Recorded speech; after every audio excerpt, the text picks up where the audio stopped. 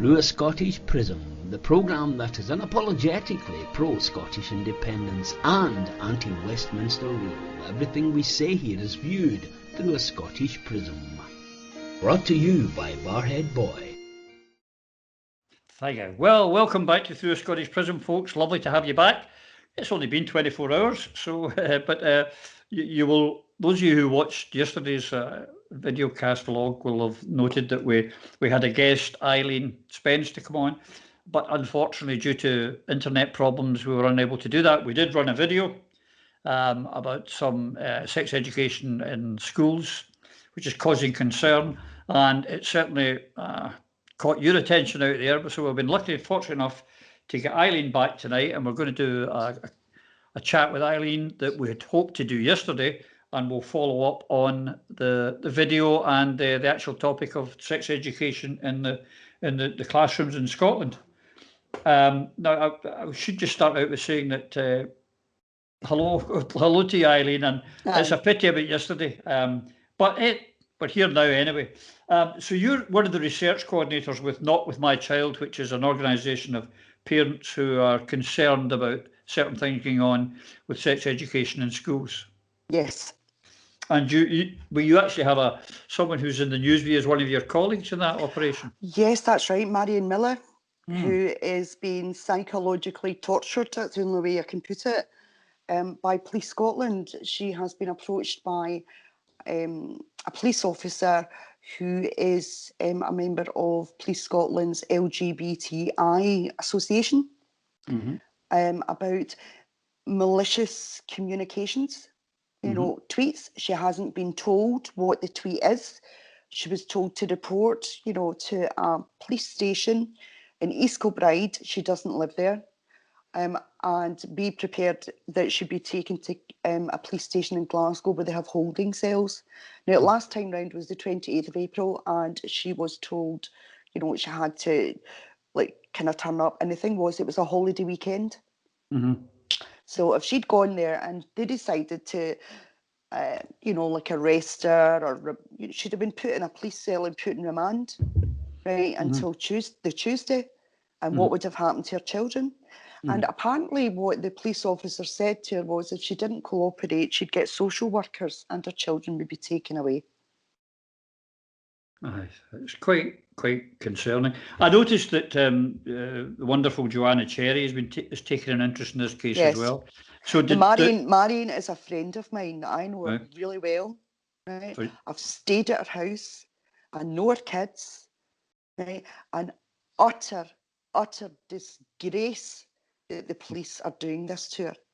Right? It smacks to me that this is political and she has been targeted. Yeah. Right? And I think she was targeted because somebody from the Youth Praetorian Guard, right, back in November, doxed her. Right, the SNP's Praetorian Guard doxed her, put up her name, put up her business address, put up her home address. Right, and she reported it to Twitter. She reported it to the police. Guess what happened? Let me think. Nothing. Correct. It's definitely a case that's certainly on social media that's getting attention, but it's part of this whole thing. Your video, which we showed yesterday, is an interaction with John Swinney and Richard Lucas of the Scottish Family Party. But he is, maybe some people don't know this, but he's a school teacher, Richard Lucas. Yeah. Now, we'll not go into the man's politics. I couldn't care less about his politics. They're not my politics. He's entitled to them. Everyone's entitled to their politics. But I certainly am with him on this. Yes. On this matter. Now, I think I'd like to say is that after we did put the podcast out yesterday, I was contacted by a journalist, a freelance journalist, who told me how his opening statements was, well, this is just the Alba supporters, and he named myself, Ian Lawson, and Denise Finlay, trying to sort of, I suppose, discredit your video. I don't. I'm not going to say. No, I'm not going to say. When I say your video, I mean the video you supplied us to go with our interview today. He tried to discredit that and then suggested, Mr. Lucas, who's a social conservative now. I don't accept the social conservative stuff. I mean, The SNP MP for Perth and North Perthshire has referred to myself and other members who have expressed some disquiet at the slowness of the SNP to act on independence as social conservatives, because we dare to question the SNP or we speak up for women's rights. We're social conservatives. I find it a nonsense. But having watched that video, I eventually got this guy to admit the content in it was true. What Richard Lucas was asking has actually been taught in schools. And what he was saying was, yes, but only to children who are over the age of consent. Is that true? It's only children over the age of consent or younger? It's not true. It's children from age about 14 and a half, 15, right? They are below the age of consent, right? Why are they doing this? What they also do is, have you heard of Pornhub? No. Right, well... And if I had, I would still deny it anyway. Right, see, right. Well, see in schools, right, when you're using a school computer, right, they've got all sorts of blocks on them, right, so that kids can't access anything that's inappropriate, right? So they're told, now this is the older kids, this is the ones that are like 15 and a half, 16, whatever, right? They're given homework and they've to access Pornhub to do their homework. Times have definitely changed from when I was at school. I mean, should I say... Is that no sleek it? Well, it is. I mean... They can't do it in school, right? Education authorities... I mean, is that absolute fact or is that anecdotal? No, it's a fact. Right? People are reporting this. Parents are reporting this on Twitter. They're reporting that this is the worksheet, right, that my child got, right, and told to actually access Pornhub. Do you have any access to any of these worksheets? Yes. Well, it would be great if you could send us one of these to back up what we're saying, because people are trying to deny that this is going on. Right. Well, I'm going to tell you what happened with me. Right. You know where I live, and Jean Freeman, right, great woman. Well, she was my MSP, and I got in touch asking because I looked online to see what the sex education materials were. Right. Now, as a retired teacher, right, I know that there's things that are called teacher's notes, right, that go along with lesson plans, right, and the teacher's notes, they're not put up, right, for parents to see. I also know there's a third part, right, because Jean Freeman wrote to me and she said both parts are up on, the internet, up on ScotGov websites. You can access them, right, but there is more than that, right? Because I knew that, I approached my new MP at the time, and I said to him, I was really quite worried about this, and this third part and all that. And I said to him, I knew it was there. Now, he knew there was a third part to the sex education, and it was the really explicit stuff, right? And apparently, for children with special needs, right, or need additional support for learning, the materials are password protected because I asked somebody to try and get them for me. Right, and it's only those and such and those that are allowed, to get access to this stuff. And for kids with additional support for learning, apparently it's horrific. It's very graphic, using pictures and things like that. So I said to my MP, I'd like to have a discussion with you about that because, right, and bearing in mind what we saw with the banana getting stuck into the Nutella. No, you have to reprise that. I mean, we haven't. It was on the video. All right. He knew that not all the materials were up on the internet, and I said to him, okay, then I went, I want to ask you because the guy's a former superintendent in the police, and I said to him, see if my next door neighbour had these materials, right, and showed them to one of my grandchildren, right? I went, you would have a riot van down here with police officers booting in the door to drag him out for grooming. So what's the difference, right, when these tutors from lobbyist groups go into primary schools and secondary schools? What is the difference? Why don't they get arrested? As far as I'm concerned, it's corruption of the young. Why? I mean, what is the end game here? What's is this part of this equality thing that we keep hearing? Well, I've been looking at various things, as have other people, right? There's a brilliant woman on Twitter, right? Her name's Jennifer Billick, right? And there's also E.M. Pankhurst, who's a doctor, and her stuff is brilliant as well. Now, do you remember they use words like homophobe to call jamming? Right, that's what Denton's advice is. Denton's is a law firm, and they were commissioned by LGBTI Stonewall worldwide, right, to give advice, on what they should do. And the advice is, don't tell the parents, they won't like it.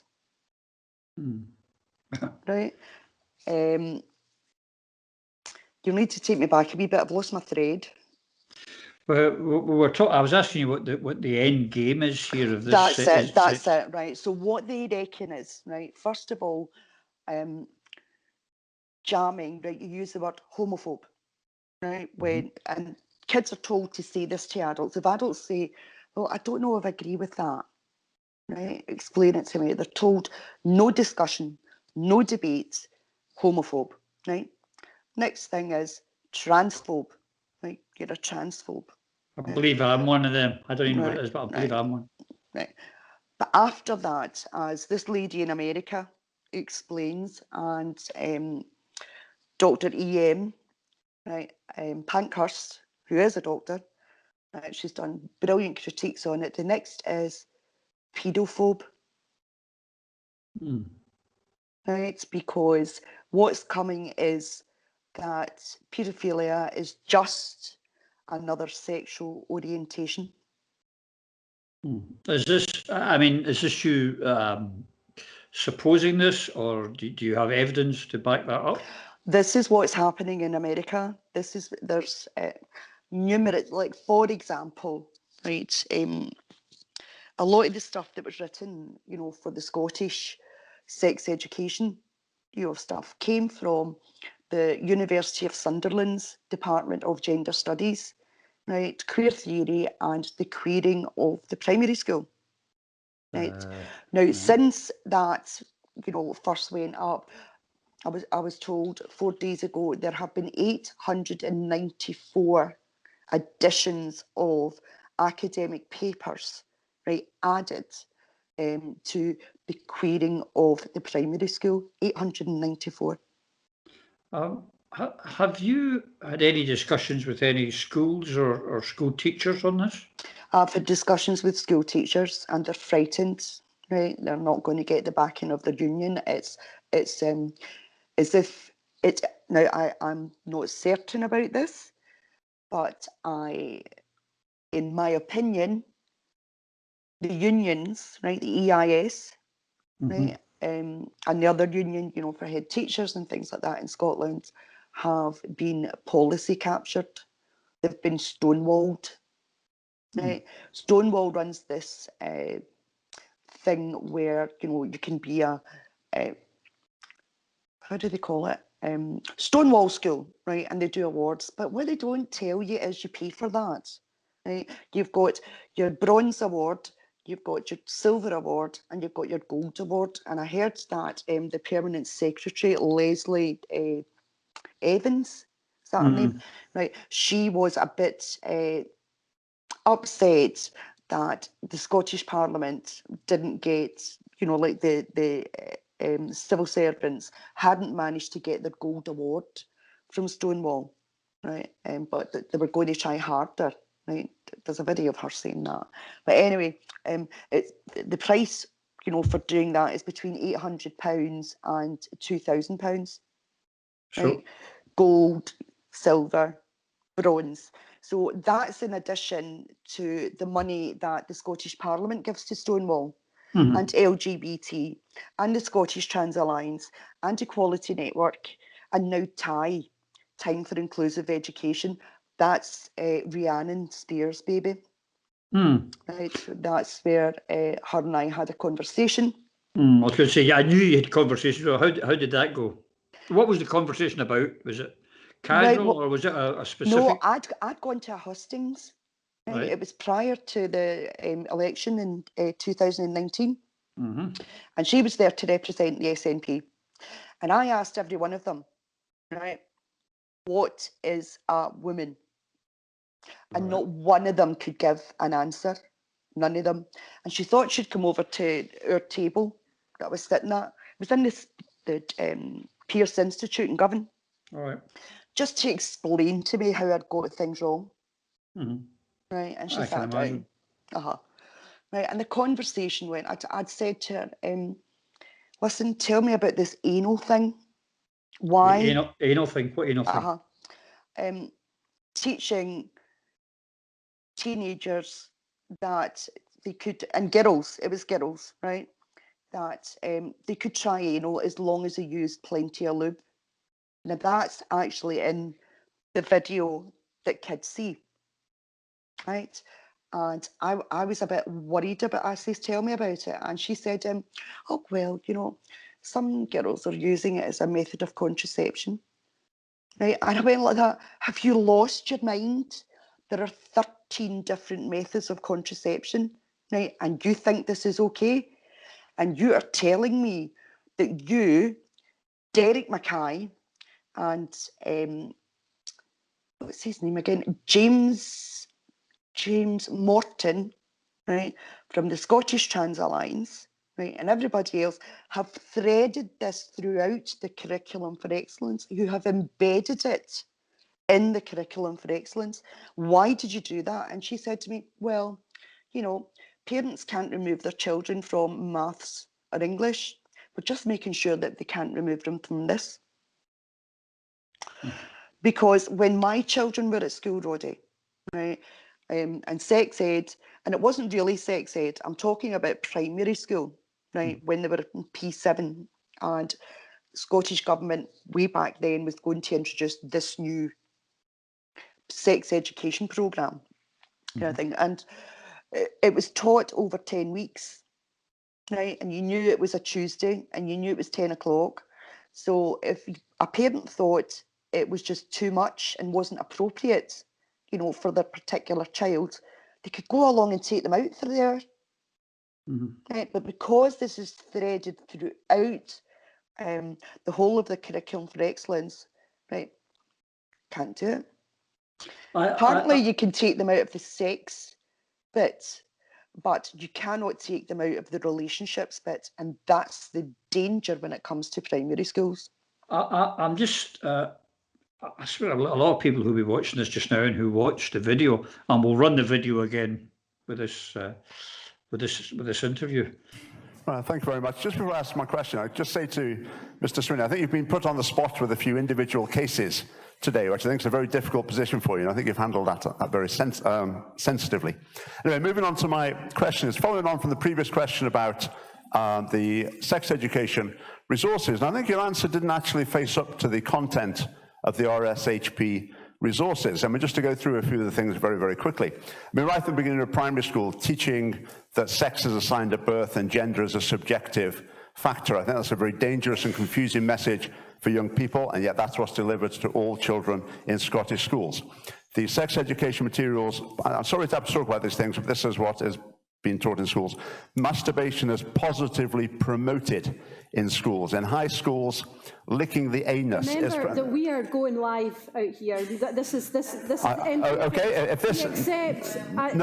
This is what's being taught in schools. If this is not suitable to talk about with a group of adults, how can it possibly be suitable to talk about in schools? Yes, on the internet, yeah, that's fine.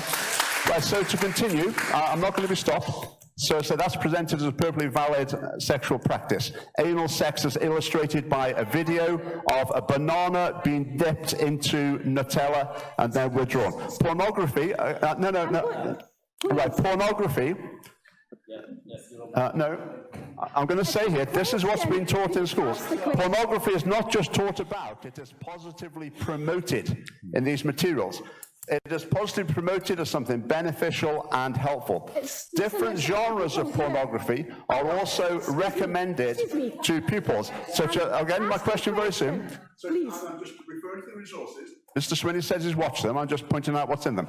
For example, it's recommended that pupils explore, for example, facial pornography, which involves ejaculation onto the face, which I think is disgusting. It talks about... Okay, what I'm talking about is what's being taught in schools.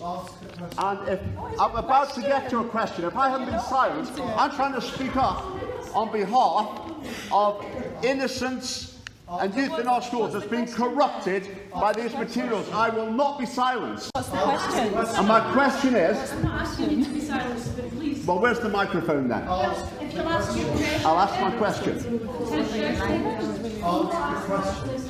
Nobody's going to the microphone up yet, but please. Okay, this situation here. Okay, this situation. I am outlining the question. Please. I am outlining the contents of the Scottish Government Sex Education Resources. That's what I have done. I will now ask my question. My question to Mr. Swinney. These materials are not educational, they're corrupting of children. And my question is, having heard some of the detail of the content, I now invite you to re-endorse them, reaffirm your endorsement of them, as you did earlier on. Lastly, gentleman's comments about relationships, sexual health and parenthood. Now, I accept that in this material there is there's some very sensitive territory covered.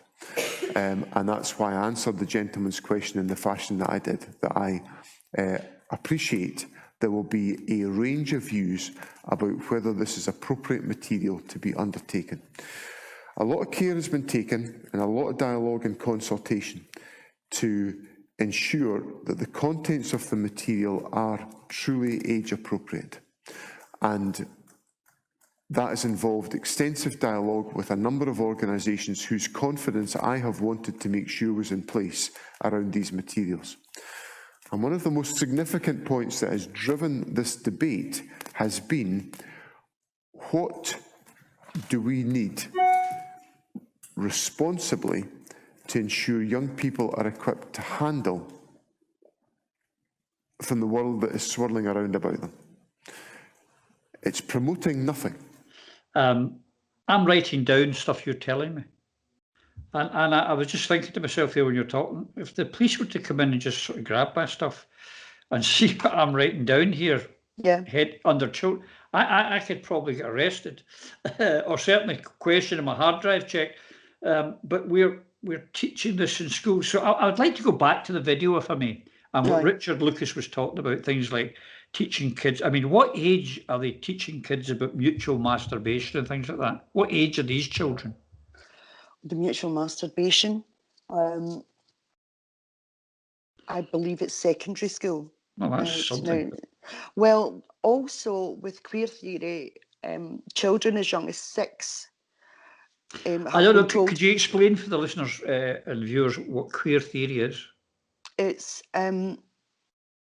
about, right, it's about destroying heteronormativity. Right. Given that worldwide, it's said that only 2% of the population are gay. Right? I can talk about one study that was done, right? And it was boys, right? And they followed them from the age of 13 up to the age of 21. And at the age of 13, 17% of boys thought that they might be gay, right? By the age of 17, that had dropped to 5%. These same guys, this same cohort, thought that they might be gay. And by the age of 21, right, 2% of them were certain that they were gay. Right now, especially in boys, right, once they hit puberty and things like that, things happen to their brain. It's as if it like goes mush, right? It's as if they cannot think, of consequences, right? And it's as if their brain's making whole new connections, right, as they're growing up, right? And it all sorts itself out round about the age of 23. And for me, for these people to be saying, there's a girl brain and there's a pink brain and there's a blue brain and right, and you're trapped in the wrong body. And I just think, right, I mean, honest to God, it is it's science denial. It is, I'm thinking some kids, who think that they might be gay, right, or trans, right, can be sent along and can be put on this pathway where they're on hormones, right, puberty blockers, hormones, lifelong medication, right, whereas when you look at that study, of the boys that I was talking about, if you just leave them alone, right, let them grow up, teach them academic subjects, teach them to be good people, right, it will sort itself out. But surely, them alone. But surely also at school, it wouldn't be unfair or wrong to teach children that there are people who are heterosexual, there are people who are bisexual, and there are people who are homosexual. Surely that is reality in life, and that should be appropriate to get some kind of education on that at school. It was always appropriate. Okay. Right. So you're not opposed to any of that? Absolutely not. I taught the poison chalice. That's what they call it. Right. I've taught it for years. Right. Everything must be age and stage appropriate. Right. Now, Shirley Ann Somerville, our new education secretary. Oh God, it's like putting Dr. Shipman, right, in charge of palliative care. And somebody put it to me, actually, it's like letting King Herod be in charge of childcare. Right, now, we have a video. We have a video of Shirley at a gay pride march, which I think we should play. There is still much more to do. But let me be very clear on one more thing so there can be no dubiety. Trans women are women, trans men are men, one woman exists.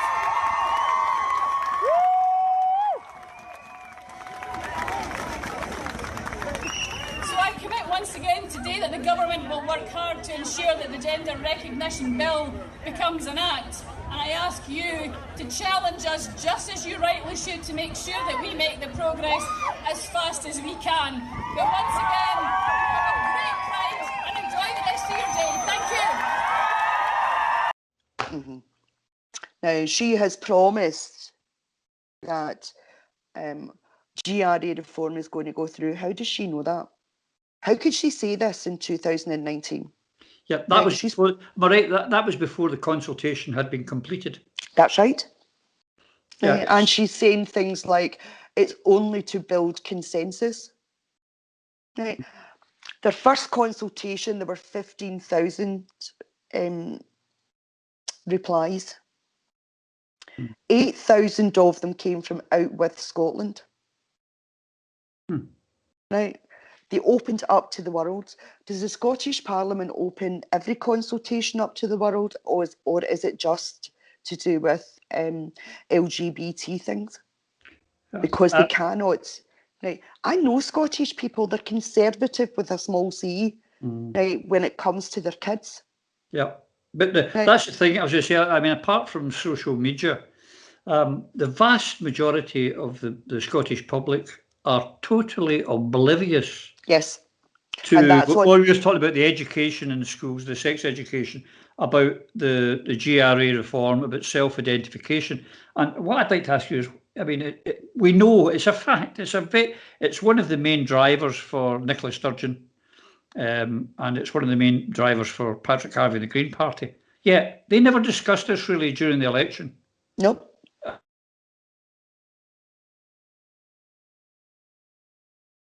And that is quite strange. No, it's they're following the Denton advice. Don't tell the parents they won't like it. These are international lawyers, and that is the advice that they gave, and that is what the Scottish Parliament is following. But it seems to me that I mean the Scottish public should know, whatever your stance on all of this stuff is, people should know what's going on. But one of the reasons is you're being attacked. I know a lot. I've seen some of the attacks that you get, and it's quite disgusting what happens. But they don't want the discussion, No. and they want to keep it secret. Yep. That itself should tell you something's not right here. Roddy, if everything is all right, why don't they open up these materials to parents? Oh, what? Right? Because see when I was teaching it, all the materials were available, right? And I, when I taught it, it was all through the Central Belt, right, down the West Coast and even through to the East Coast, in all, sorts of schools kind of thing. And before we went in, right, copy of the materials were given to the head teacher, right, and parents were informed, on this particular day, right, your child will be getting, whatever it was, right, and you're welcome to inspect the materials. Because the thing is with schools, parents usually trust teachers. It's like, here, I'm giving you my babies, right, don't do anything with them that I wouldn't do. Can't trust that anymore.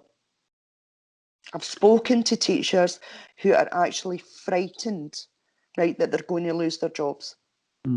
And, the ones that don't want to do it. Now we have TIE, right, Rhiannon's group, right, Time for Inclusive Education. Now, when that conversation I had with Rhiannon, as I said, she was saying that girls were using anal as a method of contraception so they wouldn't get pregnant, right? And I said to her, have you lost your mind? Right? I said, do you know anything about the medicine in this?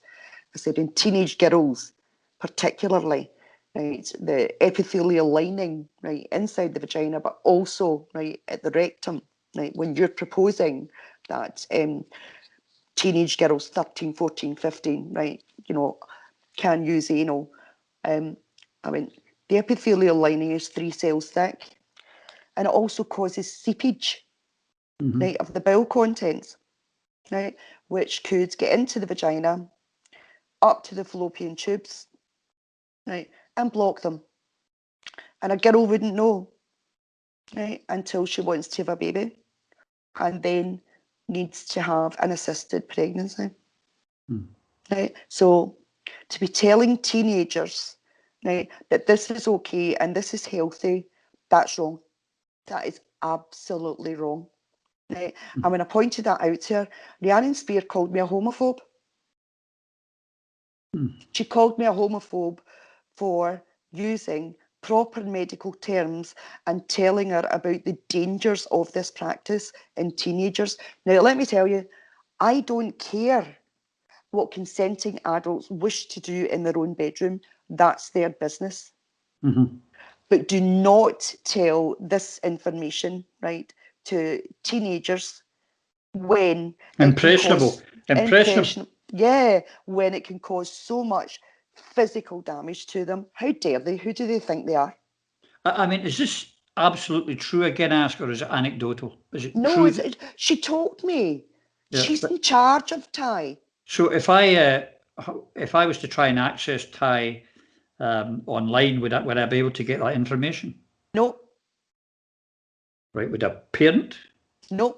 Would a teacher?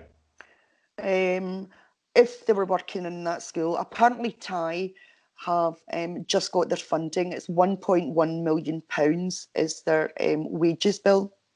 They've got 19 members of staff, 5 of them part-time, but 4 or 5 of the senior members of staff share £360,000, right, in salaries.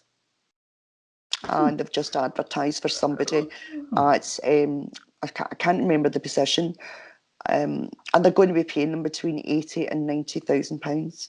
Well, it's nearly as lucrative as working for the SNP head office. It is. Not quite, but nearly. Right. And with 19 members of staff, they can go into schools, they can do in-service to tell the teachers what they've got to do. But also, if teachers kind of balk about going, well, you know, I don't feel comfortable with this, their staff will go in and do it. And explain to me, because I don't understand why one of the SNP MPs took a drag queen into a primary school. Is that right? Yes, that's right. Is that approved? Is that approved by, who was the Education Secretary at the time? Was it still John Swinney? It was still John Swinney. And did he approve this? Was this government policy, or was this an MP going rogue? Could have been trying it out, right? But we don't know. Could have been trying it out to see what the reaction was. I was really quite surprised about that, because, you know, I looked on the website of the school concerned, right, in Paisley, and they've got an LGBT club kind of thing in the school, and they've got awards and all that. And the head teacher was saying how she came out to the primary sevens about her sexual orientation, to let them know that she was getting married during the summer holidays to her girlfriend. And I thought, well, see, when I did teacher training, you were told, tell the Waynes nothing, right, about your personal life. And I just thought, but would it be done with it? I mean, society's changed somewhat. I mean, there's nothing secretive anymore, is there, really? And the thing about the, you know, the drag queen, right? Flow Job, was it? Right, and they knew the name. 11-year-old kids, 10, 11-year-old kids could actually access, you know, the internet and see what he'd put up, right? Because I understand that folk had actually done that, put it up on Twitter, right, to show pictures of the drag queen in various positions, right? And I just thought, no. But wait, you know, I'm trying to play a wee bit of devil's advocate here. But surely, for decades now, we've taken our kids at Christmas to the pantomime, and we've got pantomime dames, you know, men dressed up as women, you know, camping it up. Is that not just as harmless? Listen, kids know about the pantomime, right? They know it's a man dressed up. That's the joke. That's the joke for kids, right? But the drag queens are going in, and it's serious. It's no joke.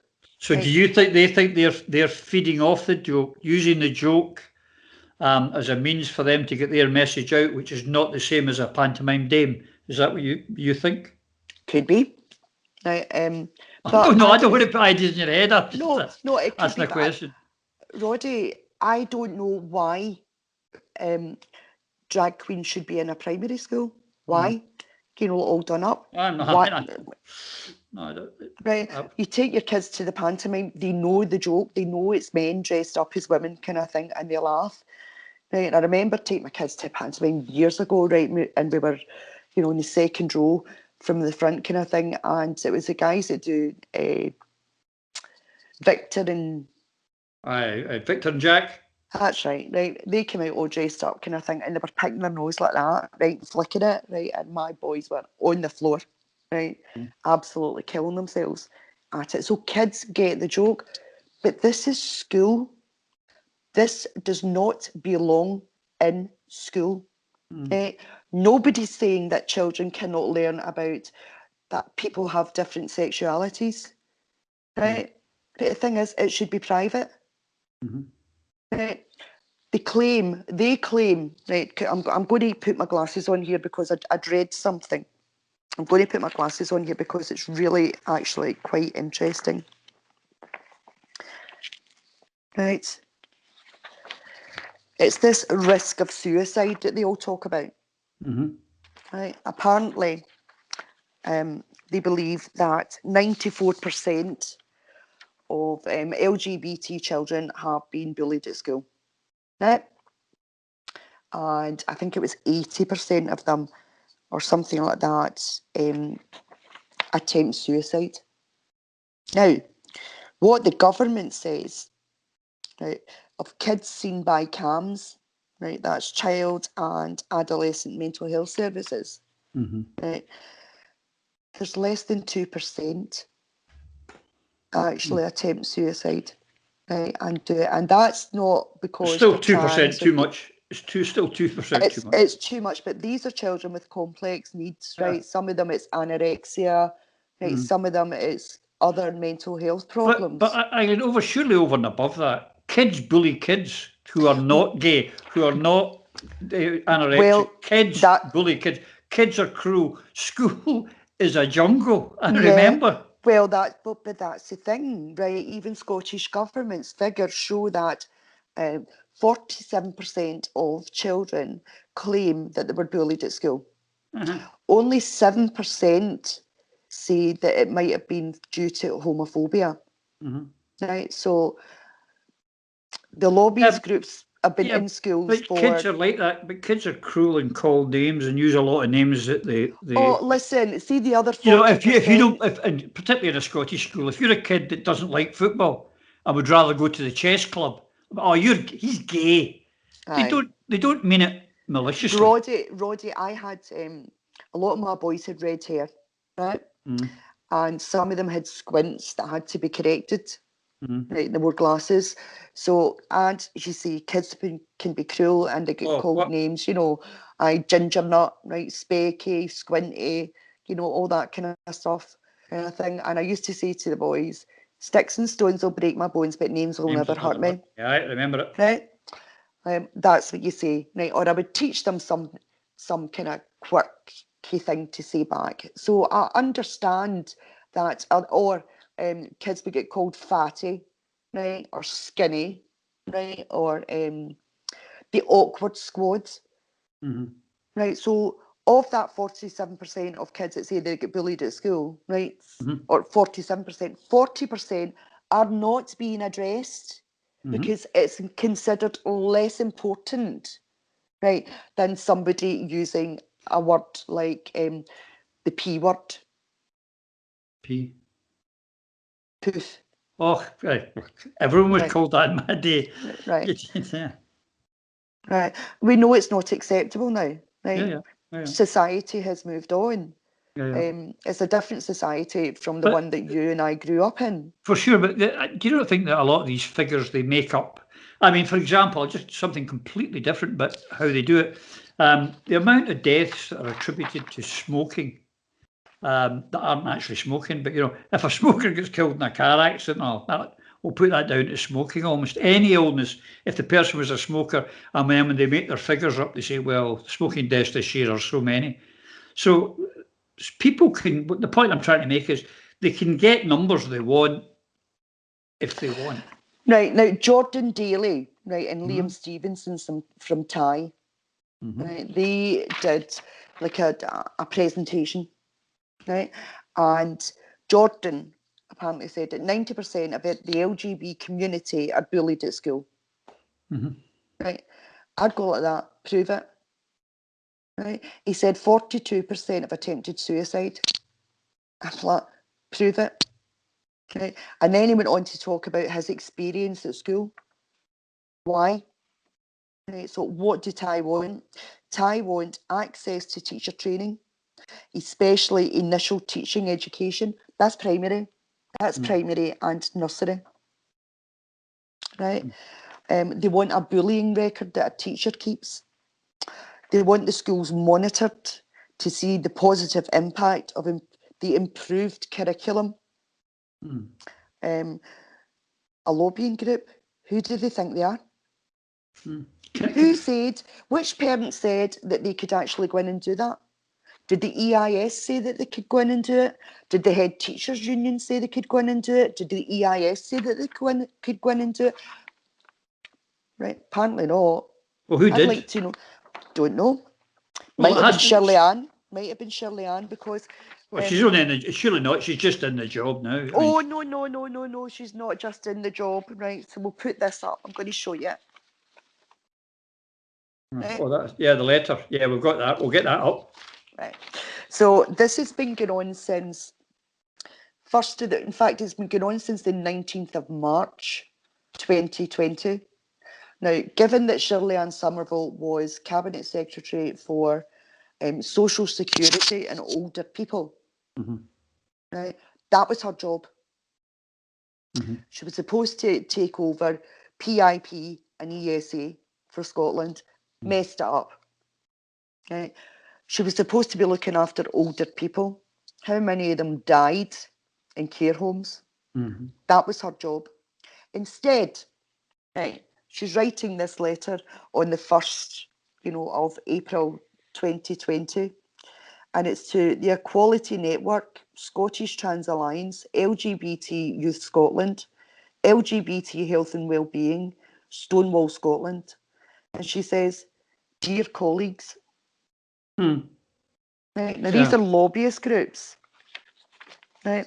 Now a colleague, right, is somebody that you work with all the time. I'm just looking for my notes here. So she's either not very good at English. Oh no, she's done. Now I've looked up the dictionary definition. Colleague, a person whom one works with in a profession or business, a fellow worker or workmate. Why is the Cabinet Secretary calling Well, as I would say, lobbyists? she's either not very good at English or she's blurring the lines. Right. Another point in this, she's committed to reviewing and reforming GRA in the Fairer Scotland Action Plan. Concerns raised about existing arrangements, including the intrusive nature of medical requirements. Now, medical requirements for people who wanted a gender recognition certificate, right? It meant they had to be examined by, a psychiatrist, a doctor, counsellors and things like that. It was gatekeeping. It was safeguarding. It was to make sure that the person,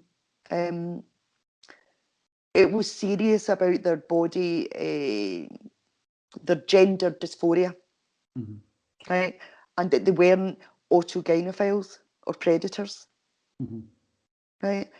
Now that was a decision that was made by the medical profession, not by me, right? So, but they find it intrusive. This gatekeeping and safeguarding is found intrusive. Would I be right in saying that yourself and a lot of the majority of the ladies who are fighting for women's rights, that being scrapped is the biggest problem that you have with the GRA reform? Yes, self-ID. Yeah. And do you think there's a tie-up between, or is it just coincidence, the education that's going on in the schools, sex education, and GRA reform? Do you think they're linked in any way, or is it just... Well, okay. Yeah. And how do you think they're linked? The Jesuits say, "Give me the boy to 7. 7, and I'll show you the man." And I'll show you the man. Right. This is the same. Wow, it's softening them up. Right. 7 years of teaching relationships education in primary school, right, softens them up for what's coming at secondary school, where they'd be open to anything. So are you comfortable that the government is not planning to do anything about the age of consent, for example, or are you concerned that that is something that could be in the firing line? I think that's in the firing line, and I'm deeply concerned about it because we have something in Scotland called the Age of Legal Capacity Act 1991, Section 2.4, and it says that a child can make their own decisions about medical treatment as long as, in the opinion of the medical practitioner, they understand the consequences. So what if a child of 13 or 14 says, "I'm really a boy, right? I want to take hormones." Because of the Age of Legal Capacity Act, 1991 Scotland, Section 2.4, they don't need their parents' permission. Down in England, it's called Gillick competency. Up here, it's called the Age of Legal Capacity Act, and it's actually worse than Gillick competency. Because because there's no lower age limit.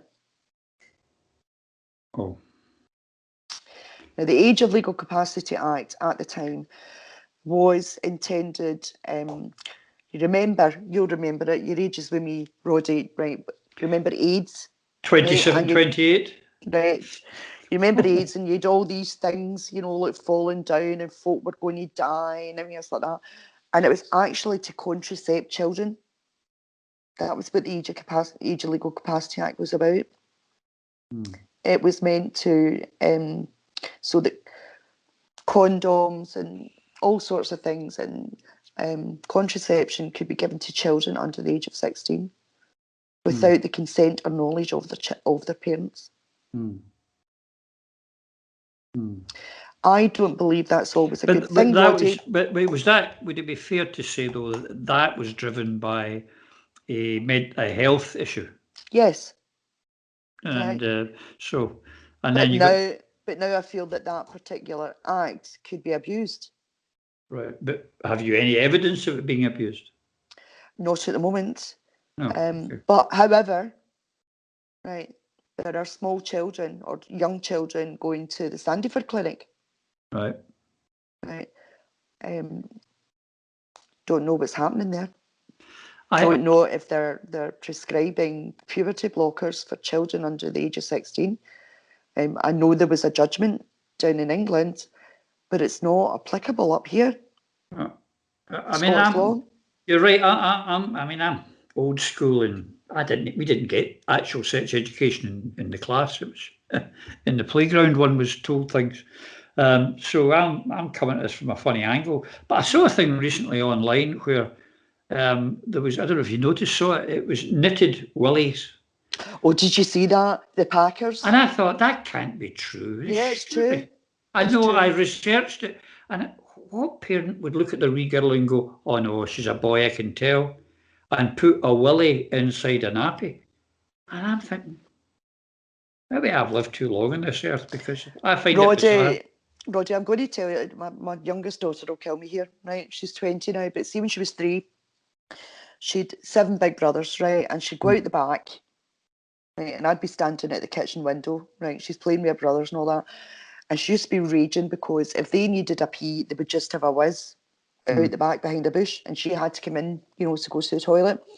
And she says to her daddy, was saying, what do you want Santa Claus to bring you? And she wanted Santa to bring her a willy so that she could stand up at the toilet, right, and pee with her brothers, right, and, or have a pee outside. And Santa came, kind of thing, and she said, to her dad, he never brought me a willy. And he went, sorry, Pete, he ran out, right, maybe next year, right? Now, I'm thinking, if, in these days, if I had a 3-year-old child who was saying something like that in nursery, they wanted Santa Claus to bring them a willy, what would happen? I tell you, one of the best lines I ever heard was, I actually heard a wee girl saying that one time. It's actually out in Dubai, my daughter. And his mother, as quick as you like, she was a Glasgow woman, I've got to say, said, don't worry, love, when you're old enough, you can have as many willies as you like. Oh, dear. Which was like, bump in a second. But this is not a joking matter. Eileen, what are you hoping in your, most positive way that the new Education Secretary in this new government, would you and your organisation want to have discussions, negotiation, or not negotiation, but discussions, or openness, or some kind of forum where these concerns of women and parents can be expressed? Absolutely. Right. I'm going to tell you what my biggest fear is, Roddy, right? It is normally women who are the gatekeepers and who are the safeguarders of children. Right, it's us, right? And if Scottish Government is successful in silencing women, right, by threatening them with things like Marion Miller, right, we'll get social workers and we'll take your kids off you, right? Or we're going to charge you with a hate crime, or even we're going to register this as a hate crime, right? even though you're not charged with anything. And then when you go to get deep disclosure or something like that, and you're going for a job, and that's on the record. Right? This needs to stop. It has got to stop. I am hoping that now, for example, Shirley Ann Somerville was supposed to withdraw the materials that are already out there in 2019. These sex education materials were meant to be withdrawn, right? For Women Scotland pointed out that there were 15, examples where they hadn't considered the impact on women and girls, especially, like, for example, the way the kids kind of like go away sometimes for a week with the school. I know mine did when they were at primary school, and also, they went away at secondary school and all that. If a boy, for example, this is just, an example, is identifying as a girl, right? He'll be bunked up with the girls. Say he's 17 years old, and the parents will not be told. I used to dream. I used to dream of that. Right, but parents will not be told. And if a girl complains about it and says she feels uncomfortable, the boy won't be removed who's identifying as a girl, right? The girl will be removed. Right? It's like Stasi, and will get. She will be educated into not feeling uncomfortable. How did you do that? I have no idea. Also, Eileen, that's why you're on here, to help educate me and the audience. Right. For example, do you see anything positive? Not at the moment, honestly. Right, because they're not honest. They're not being honest. They're hiding materials. Why are they hiding materials? Why are they behind password protected? To get access to them. Why can't they just show parents the materials? What's their problem? Like, for example, how many gender recognition certificates have been issued in the UK since 2004? I have no idea. 4,900. Now, Scotland has 8% of the population. So when you work it out, we have latest figures available. Scotland's share is 392 gender recognition certificates over 15 years.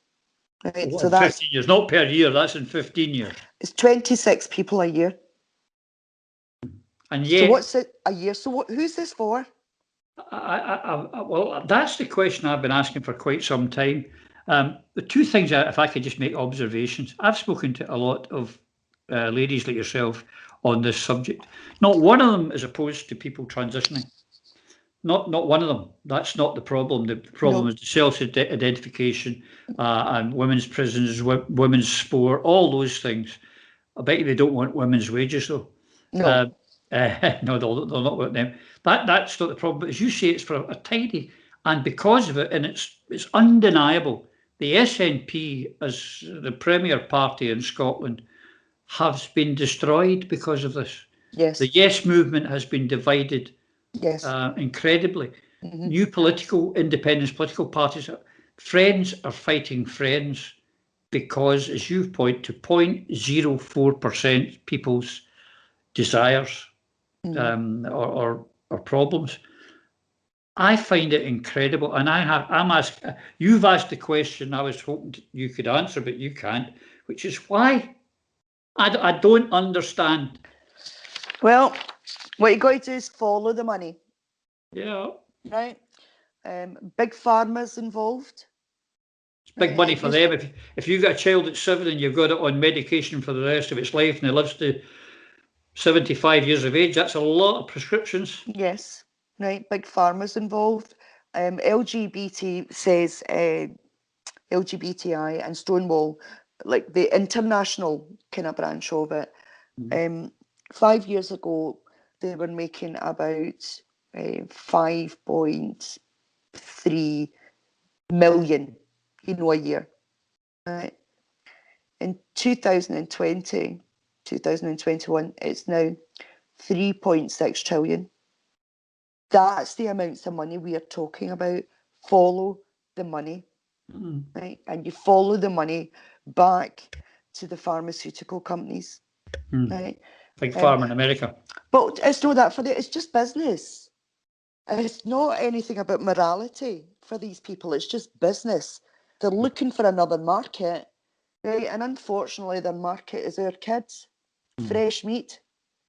And in order to get them, right, what they've got to do is soften them up in primary school, and at secondary school, right, give them information that is inappropriate and is not age and stage appropriate, which makes them open to all sorts of advances, right? For example, to go back to the anal thing, the British Medical Journal recently published a survey that they'd done, and it was girls aged 16 to 25, well, girls and young women, right?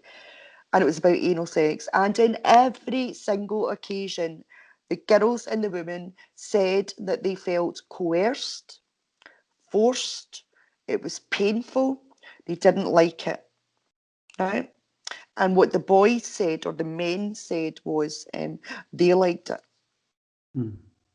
Such is the world, Eileen. Such is a man's world. There's no doubt about it. Well, you know, right, but when the British Medical Association and the BMJ are publishing this and saying that this is bad, this is what is happening to young women and girls, right? This is wrong. What they're talking about is the medical consequences of that.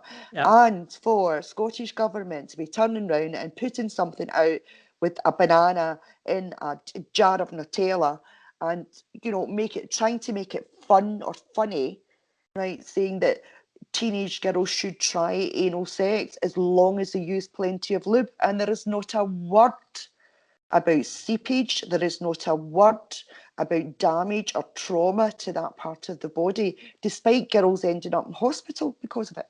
Yeah. No, they don't want to talk about it. It is quite true. Please let me be quite clear about this. I don't care what consenting adults do in their own house or in their own bedroom. I don't care. Whatever your sexuality is or your sexual orientation is, it's not my business when you're an adult. But see, when you're bringing that down to children, and I have grandchildren attending school, no. Eileen, that's a good place for us to stop. Can I thank you so much for being my guest and coming back today to tell us and give us your wisdom. I'm sure it's going to evoke a lot of conversations, possibly a lot of comments, and I would hope you'd get involved in them and answer Roddy, them. anybody that is watching this, right, parents and grandparents, my advice to them is approach the head teacher of your local school, right? You want a meeting. And I know we've got COVID and things like that, but we can still do social distancing, because Denton's advice is that teachers should pick off parents one at a time, not have public meetings or anything like that. Parents need to take this to the gates of the school, right? Talk to each other about it. And right, they should be saying to the head teacher, they should be saying to senior staff, we want to see this. We want to see what you are teaching our children. Right? The bit that got me was for 6-year-olds that they had to be familiar with their bodies, all parts of it, and know that their bodies can give them pleasure. It's like grooming, it's like an introduction to masturbation. And this is Scottish materials, right? For older children, when they get to secondary school, they're told that they can ask the teacher privately. What? What teacher is going to, you know, tell a child about that privately? And do you know what? I don't even think the parliamentarians, the MSPs, know the content, right, of these sex education materials. I'm positive of it, right? Because it's been the lobbyists. Right. They've got about £6 million between them. Right. So for those of you listening, if there's any MSPs listening, or any staffers of MSPs, MPs, councillors, you need to get familiar with this. Take Eileen's advice and let's take it to the school gates. Eileen, thanks, 1,000 thanks. And you're welcome. We will have you back, no doubt, for updates of what's going on. Yeah, I'm expecting, you know, the Nicholas Praetorian Guard.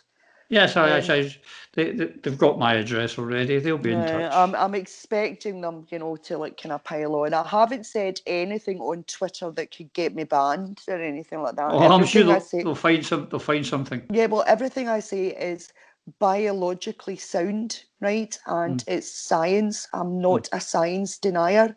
What are they going to do next? Burn books? Are they going to burn the biology books?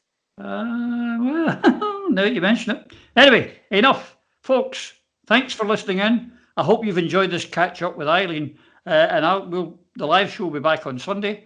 And until that time, please, all of you, take care. Through a Scottish Prism, the programme that is unapologetically pro-Scottish independence and anti-Westminster rule. Everything we say here is viewed through a Scottish prism. Brought to you by Barhead Boy.